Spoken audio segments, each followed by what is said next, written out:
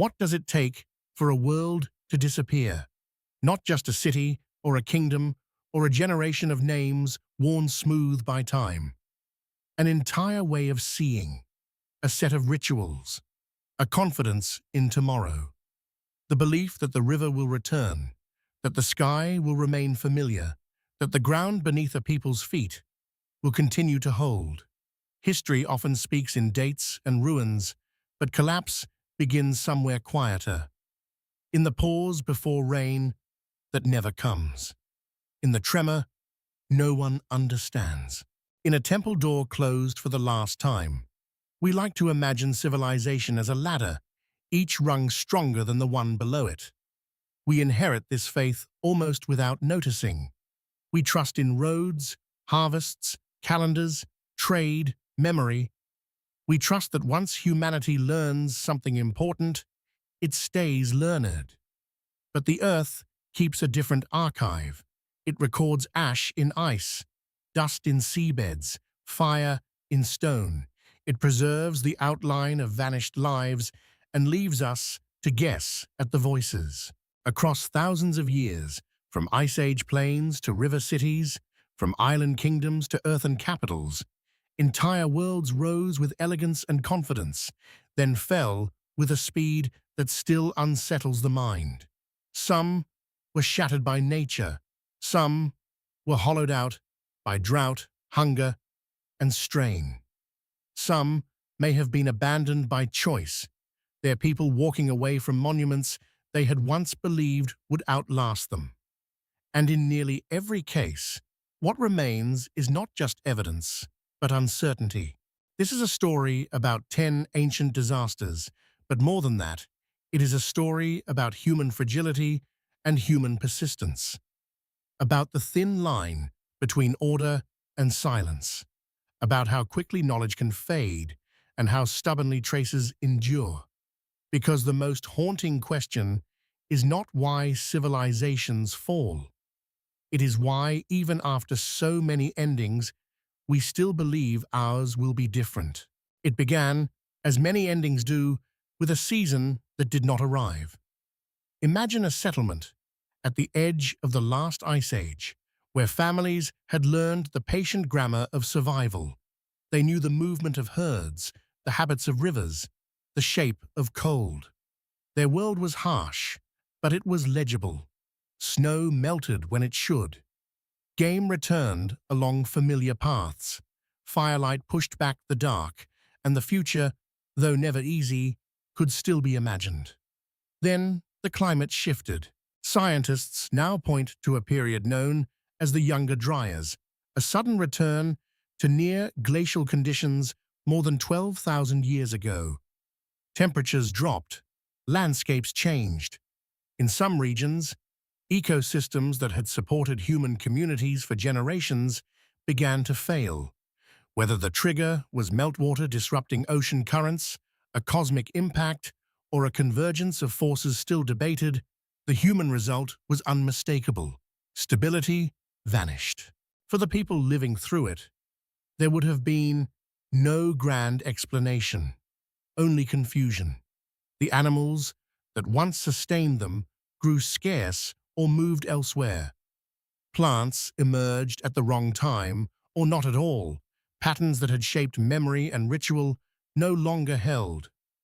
A world built on observation suddenly became difficult to read. And yet this was not simply a story of defeat. Archaeology suggests that communities adapted with remarkable creativity. Some shifted their tools, their diets, even their social structures. Pressure did not erase humanity, it changed it. Out of climatic shock came new forms of resilience, and perhaps the first faint steps toward agriculture, settlement, and a different relationship with land. There is something deeply moving in that threshold moment. A people standing between endings and inventions, not knowing they are standing there. What we call prehistory was not empty time. It was full of intelligence, improvisation, and grief. Sometimes disaster does not destroy civilization already formed. Sometimes it creates the conditions that force civilization to begin. What happens when the sea remembers a path that people have forgotten? Long before maps gave names to coastlines, there were settlements built in confidence beside the water. Shorelines offered everything a young society could need: fish, fertile soil, passage, trade, a horizon that promised connection. To live by the sea was to live near abundance. It also meant living beside a force that never truly stayed still. At the end of the last ice age, as vast glaciers melted, sea levels began to rise across the world, not in a single dramatic wave, but in increments that, over generations, redrew the earth. Valleys became estuaries. Grasslands disappeared beneath salt water. Camps, villages, and pathways that had once been central to daily life were slowly claimed by the tide.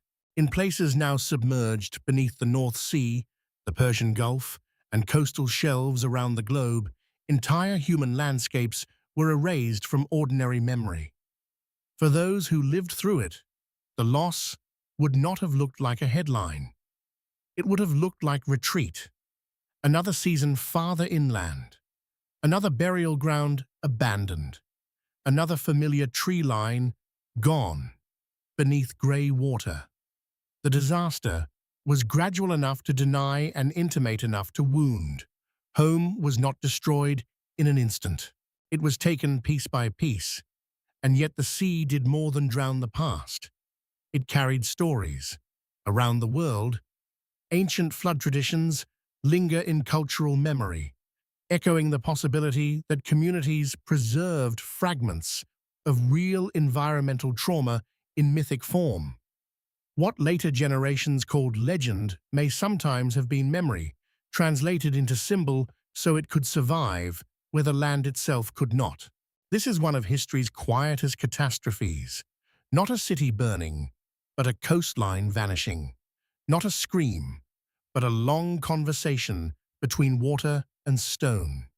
Perhaps that is why it still unsettles us, because it reminds us that some endings arrive so slowly they become part of everyday life, until one day people turn back and realize the world they came from is no longer there. It started with the ground speaking in a language no one could ignore. In the ancient world, cities often rose where the earth was generous. Volcanic soil nourished crops. Hills offered protection. Harbors opened outward to trade. But sometimes the same landscape that fed a civilization also concealed the force that would one day undo it. Prosperity and danger were not opposites. They were neighbors.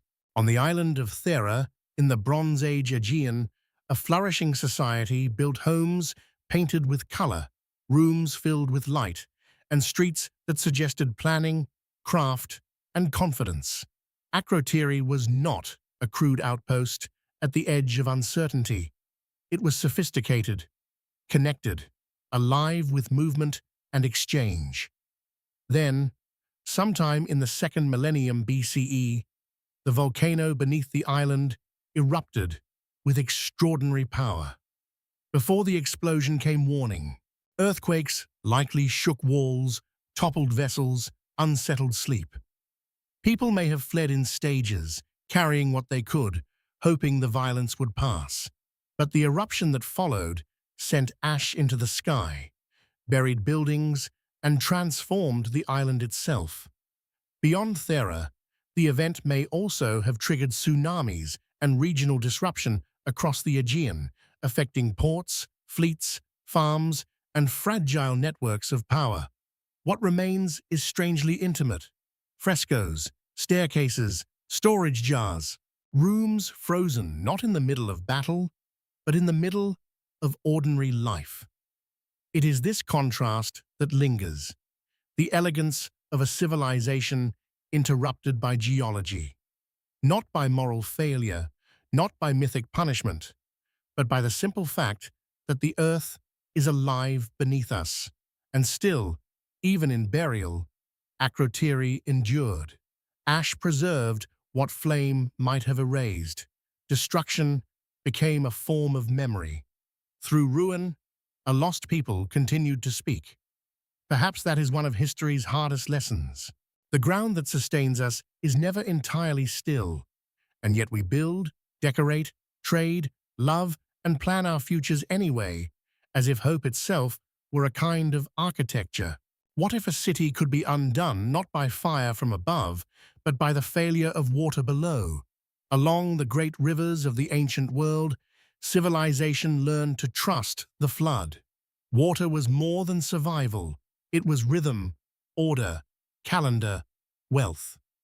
In Mesopotamia, where cities rose between the Tigris and Euphrates, life depended on a delicate agreement with the land. Canals had to be maintained, levees had to hold, fields had to drink without drowning. The brilliance of those societies lay not only in writing, law, and trade, but in the quiet engineering that made dense human life possible. And that is what made them vulnerable. When rivers changed course, when irrigation systems failed, when salinity crept into exhausted soil, the crisis was not always spectacular. It could arrive as declining harvests, strained labor, empty granaries, migrations no ruler could fully control. A city might still have walls, temples, and kings, yet already be weakening from within. In southern Mesopotamia, environmental stress appears to have played a role in the long decline of once powerful urban centers, where the very systems that created abundance may also have contributed to fragility. There is something haunting about this kind of disaster. It does not look like sudden annihilation. It looks like administration overwhelmed by ecology. It looks like a civilization trying to solve tomorrow with the tools of yesterday. Every canal extended, every field pushed harder, every short-term answer bringing the land a little closer to exhaustion. And still, people remained inventive. They adjusted crops, shifted settlements, rebuilt networks farther north, where conditions were less punishing. Collapse was rarely the end of everyone. More often, it was the end of one arrangement of life and the difficult birth of another. That may be the more unsettling truth.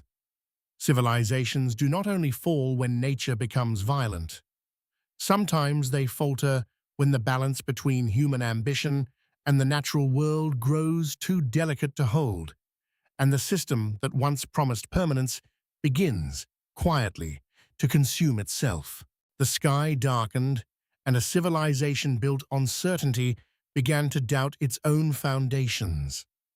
In the fertile lowlands of the Maya world, cities once rose from the forest like constellations made of stone. Temples climbed above the canopy. Astronomers watched the heavens with disciplined attention. Scribes recorded dynasties, victories, ceremonies, and time itself. This was not a society drifting vaguely through mystery. It was one of the ancient world's great intellectual achievements, ordered by mathematics, ritual, agriculture, and political imagination. And yet, even brilliance has its thresholds. Between the 8th and 9th centuries, many of the great southern lowland Maya cities entered a period of profound decline. Monuments ceased, palaces were abandoned, populations thinned. The reasons were not singular, and that may be what makes the story feel so modern. Evidence points to a convergence of pressures: severe drought, environmental strain, warfare, political fragmentation, perhaps the exhaustion of systems too complex and interdependent to easily repair. No single blow ended the world. Instead, many stresses arrived at once, and the structure began to fail, where it was already fragile. For the people living through it, the collapse would not have felt like a chapter title. It would have felt like crops failing beneath a punishing sky, alliances breaking, ceremonies continuing even as confidence drained from them, the old symbols still standing, but no longer able to guarantee order. In a society where cosmic balance mattered deeply, what did it mean when the rains did not come? Yet the Maya did not vanish. That is one of the most important truths buried beneath the romantic language of lost civilization. Cities declined, dynasties ended, landscapes changed, but Maya people endured, adapted, and continued. Their descendants remain present, carrying languages, traditions, and memory far beyond the fall of any one court. Maybe that is the deeper lesson. A civilization can fracture without a people disappearing. Stone can be reclaimed by roots, and still a culture survives in voice, in lineage, in the stubborn human refusal to be reduced to ruins alone. How does an empire disappear when its roads are still there? In the Andes, high above the sea, the Inca built a civilization that seemed to master distance itself. Stone cities clung to ridges. Terraces folded mountains into fields. Roads ran across enormous stretches of difficult terrain, connecting provinces, storehouses, shrines, and centers of power. It was a world shaped by discipline, reciprocity, and extraordinary organization. To later observers, it could seem almost invulnerable. But even the strongest systems can be shaken by forces they were not designed to meet. Before armies fully conquered the Inca realm, disease had already entered the continent and moved faster than direct contact. Smallpox and other epidemics, arriving ahead of European expansion, likely destabilized populations and leadership across the empire. At the same time, a succession crisis weakened political unity, setting brother against brother in a struggle for power. When Spanish forces entered this fractured world, they encountered not a stable empire at its height, but one already strained by grief, uncertainty, and internal division. Disaster here did not come from a single earthquake or eruption. It came through contagion, confusion, and exploitation. The violence that followed was military, yes, but also psychological and symbolic. Sacred order was interrupted. Authority was captured and repurposed.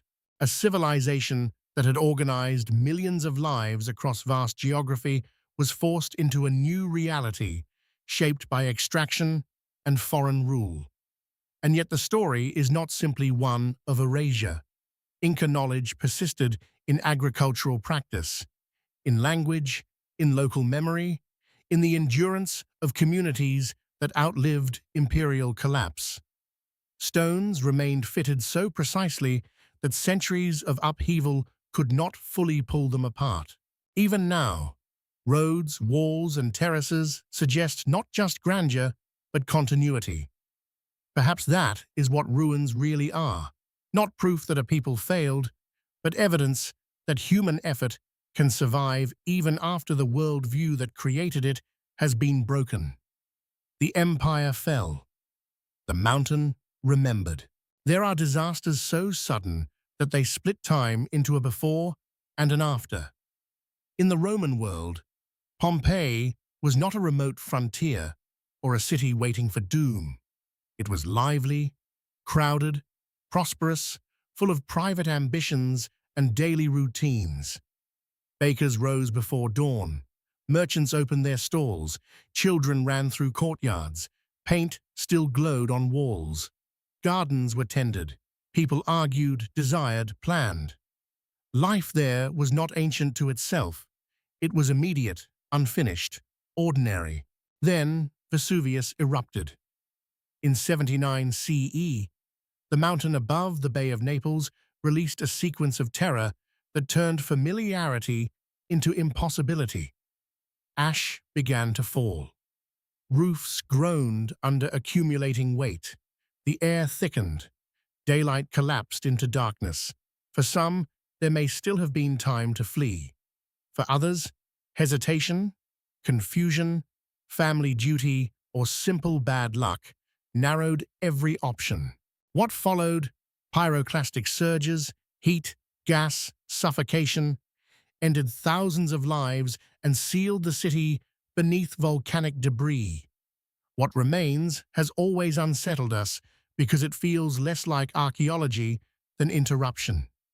A loaf in an oven, a dog on a chain, graffiti on a wall, bodies preserved in the shapes of final human gestures, shielding, reaching, waiting. Pompeii is not haunting because it is grand. It is haunting because it is intimate. It shows catastrophe entering the room before anyone has fully understood what is happening. And yet burial also became preservation. Beneath ash, a lost day endured. Streets, homes, workshops, shrines, all held in suspended silence until later centuries began to uncover them. Few places have revealed the texture of ancient life with such painful clarity. Destruction, paradoxically, became a vessel for memory. Maybe that is why Pompeii continues to speak across time. It reminds us that history is not made only of emperors and wars. It is also made of interrupted breakfasts, unfinished sentences, hands reaching for one another in the dark. And in that way, the city feels less remote than we might wish. What happens when the rain simply stops listening? In the American Southwest, Ancestral Pueblo communities built a world of astonishing care and intelligence. Stone dwellings rose from canyon walls.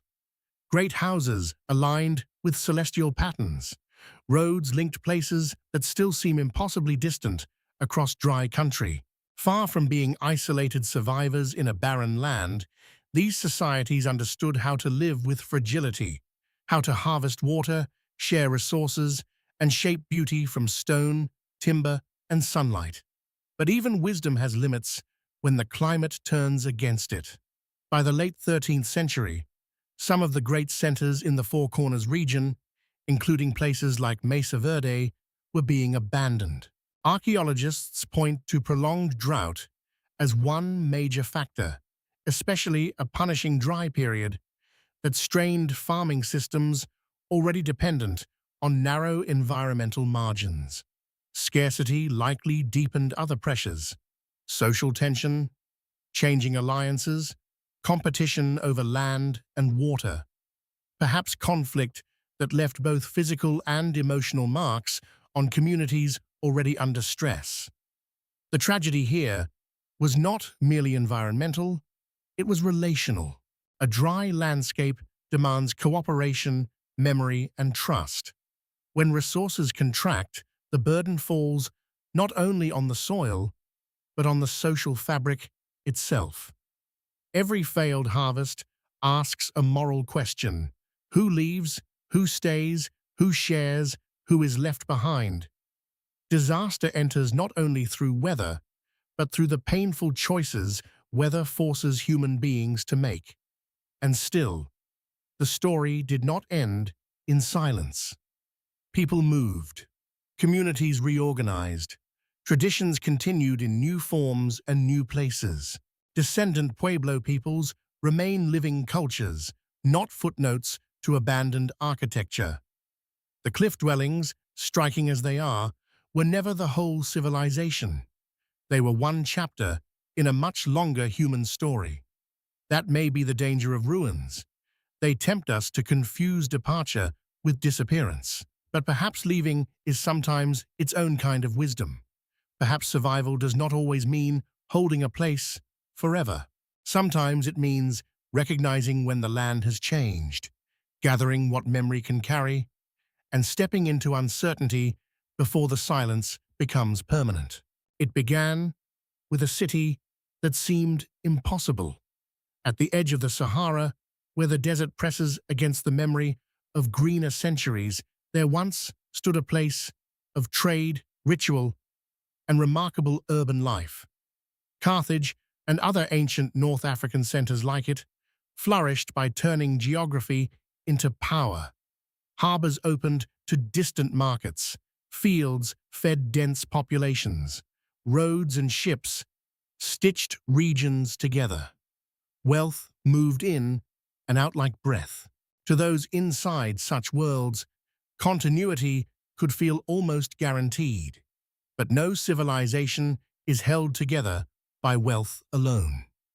Across parts of North Africa, environmental change has long shaped the fate of settlement. Shifts in rainfall, soil exhaustion, deforestation, and the slow advance of aridity could weaken agricultural foundations over generations. In some places, land once capable of supporting dense populations became harder to sustain. And when ecological strain met war, imperial competition, or political instability, decline could accelerate. A city might survive siege and still be undone by the quieter ruin of the landscape around it. This is the kind of disaster history often underestimates because it does not always leave a single dramatic scar. No one moment announces it clearly. Instead, orchards thin, wells grow uncertain, rural systems weaken, trade becomes more fragile. The center continues to glitter even as the edges begin to fail. By the time collapse is visible in monuments and governance, the environmental damage may already have been unfolding for centuries. And yet the story is not one of simple blame. Ancient people were not ignorant of the land.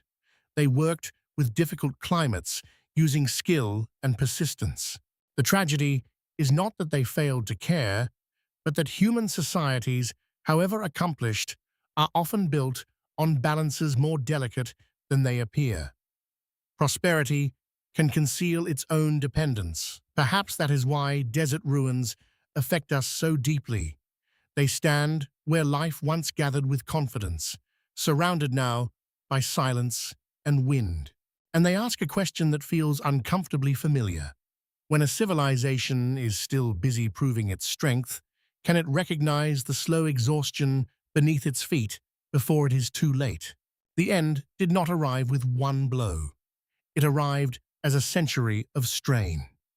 Around the eastern Mediterranean, the late Bronze Age had woven together a surprisingly connected world. Great kingdoms exchanged gifts, grain, metals, letters, and royal marriages. Ships crossed familiar routes. Palaces stored wealth and managed labor. Scribes kept records. Armies defended borders that were also trade corridors. For a time, it must have seemed that complexity itself was a kind of security. Then, between roughly 1200 and 1150 BCE, much of that world began to unravel. Cities burned, trade networks collapsed, palatial centers fell or were abandoned. The Mycenaean world fractured. The Hittite Empire disappeared. Egypt, though it endured, faced enormous pressure.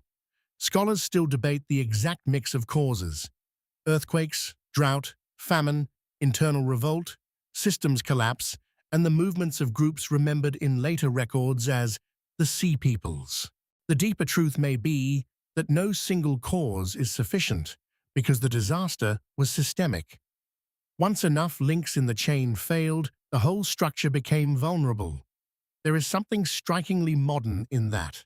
A civilization can become so interconnected that resilience depends on uninterrupted flow. Tin must arrive for bronze.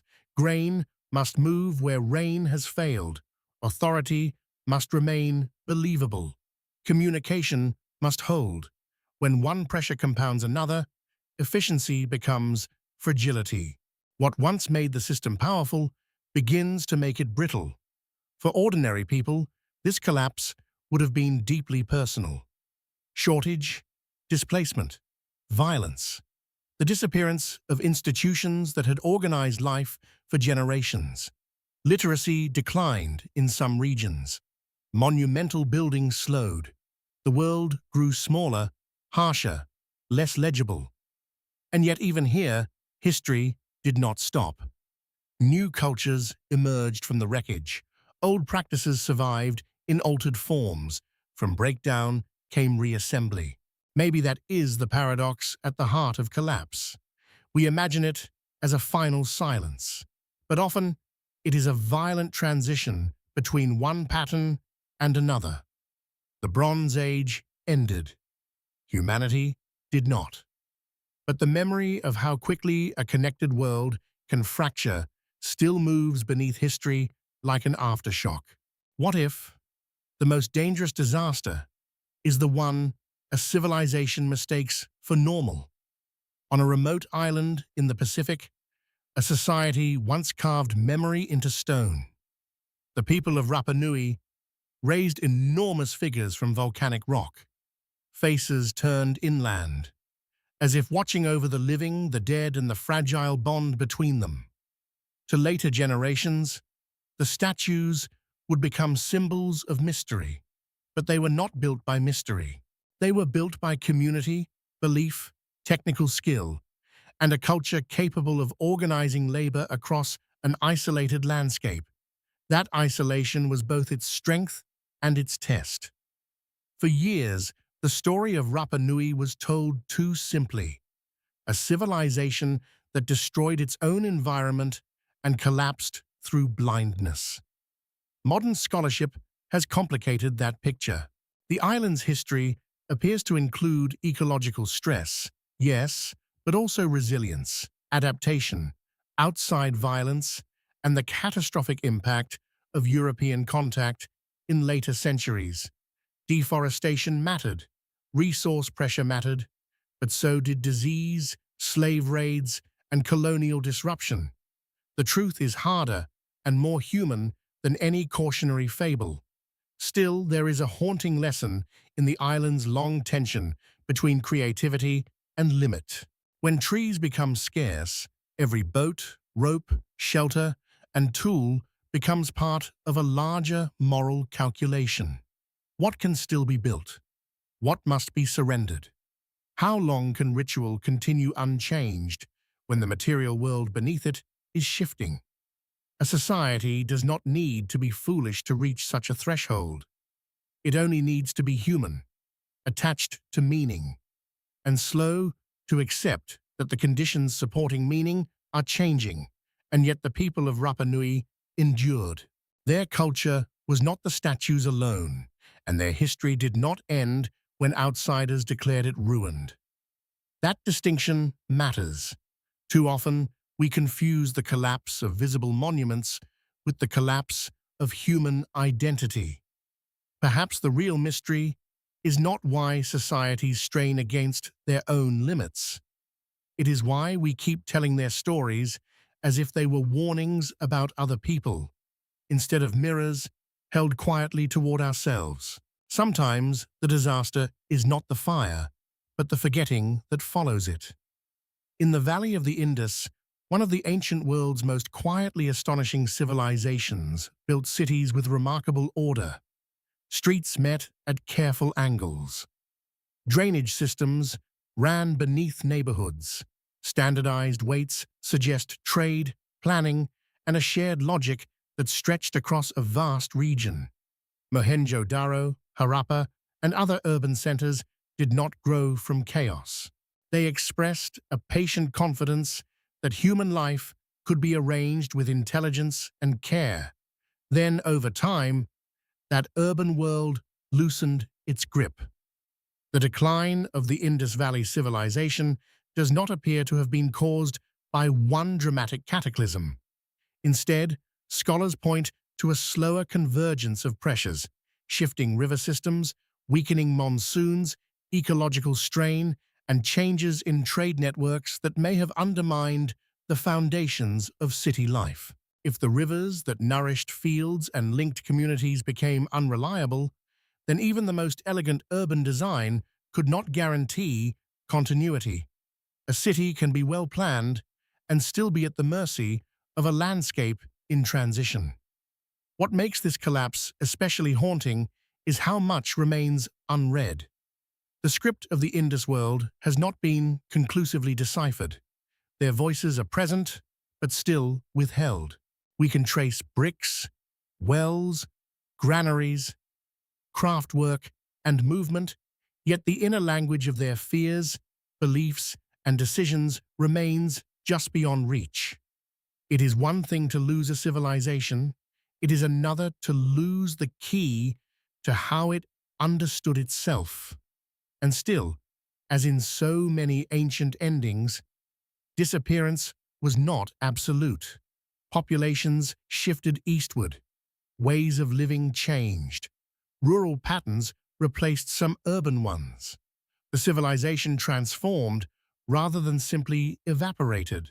But something precious was undeniably lost, a dense civic world, and the written thread that might have explained how its people met uncertainty. Maybe that is what makes ancient collapse so moving. Not only that, lives were overturned, but that meaning itself can become fragmented. A city may fall in stone. A culture may endure in people. But when language goes dark, history is left listening at a closed door, hoping the silence still contains an answer. In the end, the ruins do not ask us to be afraid. They ask us to pay attention. Across deserts, jungles, coastlines, mountains, and buried streets, the remains of lost civilizations speak in different accents, but with a shared undertone. No society, however brilliant, ever stood outside nature.